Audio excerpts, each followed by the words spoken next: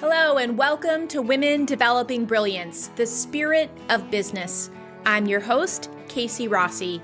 I'm a business and leadership coach, and this podcast is dedicated to talking about all things mindset, marketing, and manifesting for leaders with a purpose, because it's all about how we live our lives, who we serve, the impact we have, and the legacy we leave.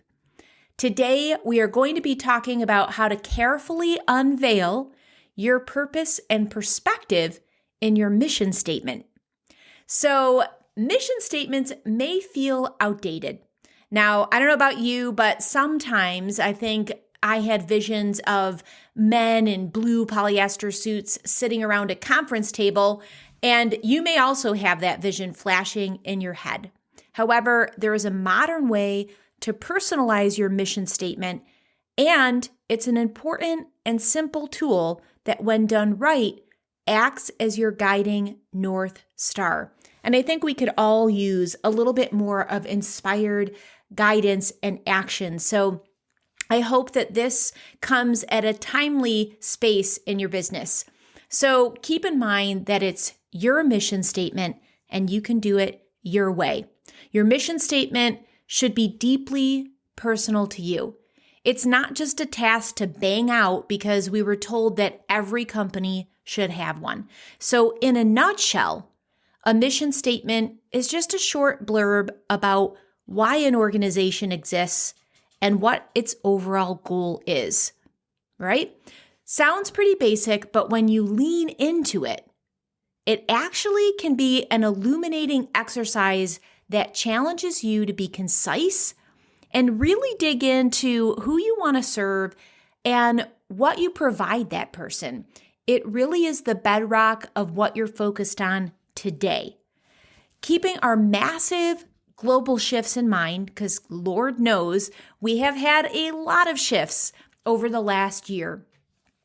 If you haven't created or addressed your current mission statement, it's actually going to be an excellent time for you to look at it with fresh eyes, tweaking it so it's in better alignment with who you are today and keeping in mind the changes that your ideal client has experienced and their current desires and needs. It's time to relook at who we are and what we want to accomplish. So the cool thing is it's actually going to help you make better and faster decisions. Yes, being aware of your mission will help you navigate the decision-making process. When something comes your way, you can then be super clear about your company goals and can easily match them up with the opportunity. Match it right up with your mission. See if it aligns. See if it's going to help you accomplish your desired benchmarks. If it is, awesome. Way to feel totally in flow. If it's not, it's a really easy and polite no. So, when was the last time you identified the purpose of your work and outlined new goals?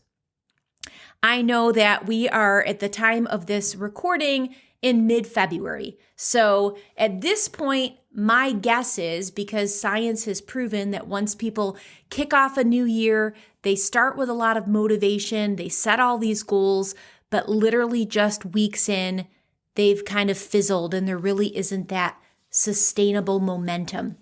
And maybe that's happened to you as well. And that's totally fine, because you can actually pick this right back up and ask yourself, what do I want to achieve now in 2021 and beyond? It's helpful to isolate the most important thing in your business, the heart and the soul, the core of why you developed what you created. I just want to add here, if you're listening to this and you're feeling a little deflated and you're like, you know what, Casey, I don't even know. I have been doing this for so many years that I've kind of even lost my direction. That is okay too. And I just want you to give yourself some self-compassion with that. And you may just need to take a little bit more time before you're able to jump into this and create a really succinct mission statement. and do some journaling and maybe go back to some testimonials or feedback and really think about the people that you've helped and that you've served in your business and look at it from their perspective and also hear it from their voice. A lot of times when we start getting a little bit burnt out or unmotivated, it is so very helpful to bring to mind the people that we have affected in a positive way, the people who we've stimulated change in their life or in their work. And that many times can be a really effective jumpstart and kind of, wipe away the cobwebs, get you, standing a little bit taller and ready to take on new challenges. If you're still feeling a little bit more burnt out or unmotivated, it may be time to just take a little break, take a little breath, and give a little space until you can get in that reinvigorated state. And again, it all is unfolding in divine right timing, and just trust in the process. I know I went on a little sidetrack from the original mission statement task here, but I think it's really important to just be really honest about where people are right now and what to do if you need a little bit more support. So, one of the things, going back to the mission statement, to see if your mission statement stacks up, it's great to match it with your core values. So I am a lover of core values. It's something that I help my clients tap into. It's something that I use in my own personal and business life almost on a daily basis. It literally helps keep my boat on a path. It's my GPS to make sure what I'm creating, how I'm speaking, what kind of inputs I'm taking in, if they're in alignment with my core values. If you haven't done a core value assessment, then I encourage you to head over to Values in Action. They have a free assessment on their website, and you can complete their VIA Strengths and Virtues test. I'll pop that link in the show notes for you. I really appreciate their way of classifying the character strengths. I don't know about you, but I love like a place for everything and everything in its place. So seeing how they classify the top virtues, it's really helpful to get that visual perspective. And for example, perspective is a value, which is the way we basically see something. And according to the VIA Institute, it is a virtue of the wisdom category. It's providing wise counsel, and it takes on the big picture. It's a beautiful strength to have. And if that is something that you find is in your core values, you can really start to see how you can weave that in your mission, in your content, in the way that you go about your business and what you offer. So I think it's really valuable and powerful. So this exercise is exactly aimed at that, getting a new perspective on your who and your why, and then also being able to communicate that perspective so your divine right clients will know if you're the one that they want to work with. Do they like your vibe? Do they align with you? Does your message make sense? Are they on the same page with the work that you want to do and the give back that you want to provide the world? So once you've crafted your mission statement, all of your content takes sprout from this place. That's the cool thing. Like, you may think you're just, like I said, banging out a couple sentences, but when this is done right, your mission statement becomes the bedrock of your company. Your content will be the most powerful when it's rooted in your mission. So here are a couple of top popular mission statements. The first one's from Tesla. My sister-in-law actually had a Tesla built for her. Took over a year for her to get.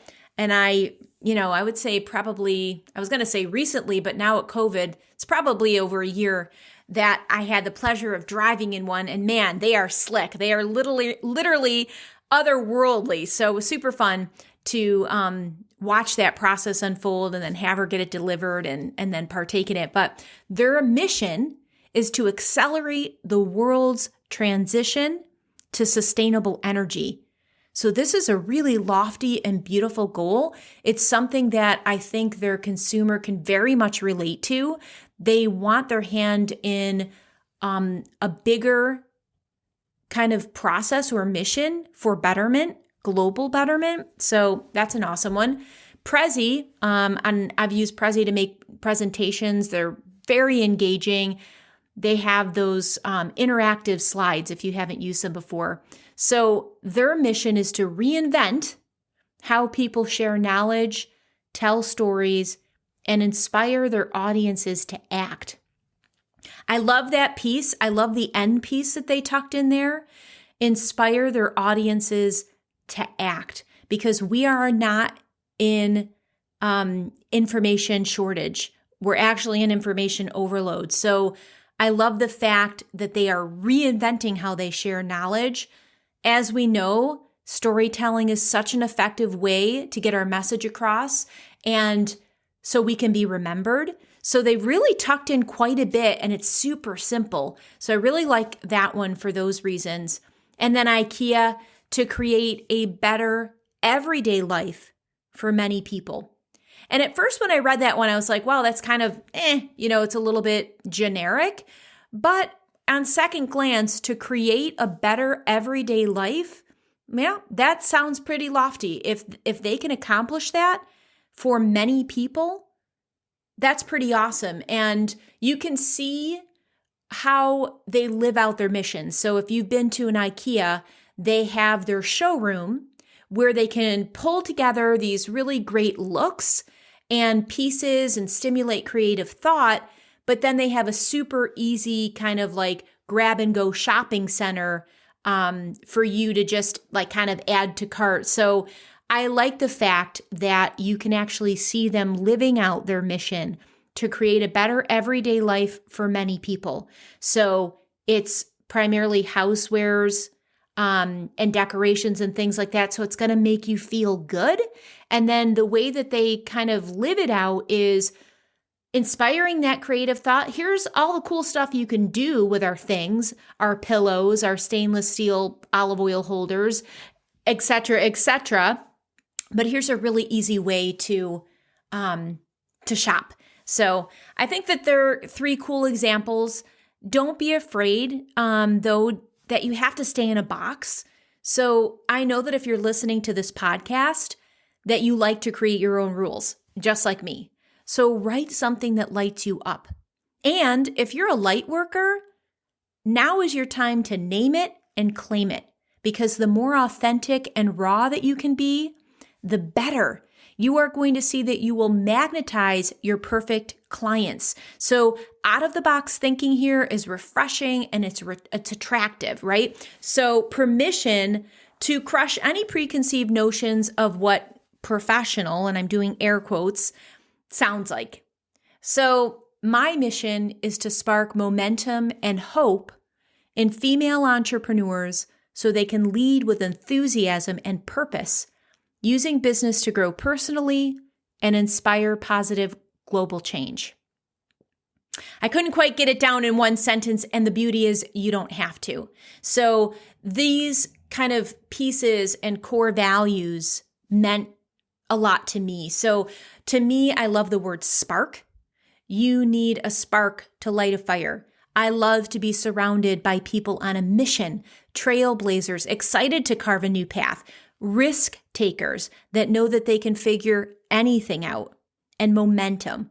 We all know that blissful feeling when we're experiencing momentum. I always think of it like riding a wave, and I never want to get off that wave. Like, it doesn't matter in what context even momentum comes in. It may be that I'm excited about a new diet program and it's like, man, I'm crushing it. I've had like several good days in a row. I never want to get off that wave. So I'm sure that you can think of a time in your life when you felt like you were in total flow and you were just on that momentum wave. It's a beautiful experience, and it's also the opposite of stuck, a common problem that I hear prospective clients struggling with all the time. So when a spark of momentum is created, that brings about forward motion, action, and excitement. So it's a really beautiful kind of force. And once a wise woman is set in motion, anything is possible. So if you know my work at all, you know how passionate I am about enthusiasm. So to me, enthusiasm cannot be taught. It has to be caught.